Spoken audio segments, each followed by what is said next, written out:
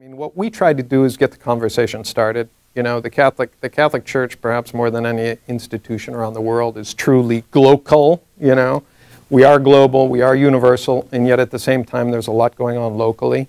And I think essentially that's what we try to do. We try to get the Francis to get the conversation going, and then on the local level, all the dioceses, all the parishes throughout the world, that it continues there. I assume eventually we have a lot of different Facebook pages right now from different Vatican offices. Perhaps we'll eventually get to one of just the Pope Francis page, but we realize that's a huge investment on our part in terms of sort of watching the engagement and the control on that and that kind of thing. Whereas Twitter is very easy for us right now, you know, in terms of very easy, and the Pope's very good at it, you know, what the Pope says. Well, I think the difference for us is we have a huge advantage in that Francis is literally in contact with so many people each week. Incredible photos, sometimes of just excited people who want to see the Pope. Pretty pictures of the Pope kissing babies and the rest.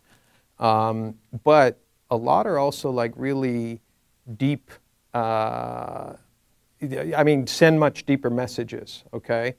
Of the Pope greeting someone who's severely deformed, of someone who's so terribly sick, showing that kind of affection for that. That, you know, that kind of thing I think is in a way, we're in a special category, you know, because we are in the, if somebody's not, you know, helping out the poor in Africa or something like that, I mean, that is sort of our core business, or the Pope's core business anyway, is showing what we call, you know, a bit of God's love, you know, a bit of God's love and affection for the people.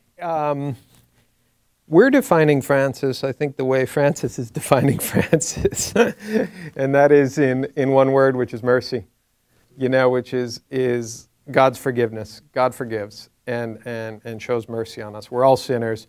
I put that into two phrases. I mean, the one word is mercy. The two phrases are God loves you, God always forgives. People need to hear that. You know, people need to hear God loves you. That people want to hear God forgives you, okay? Because we've all, and I think he is defining it himself. I mean, we're trying to help it. We're trying to help it along, but certainly he's putting the message out there himself, in words, but also in actions as well.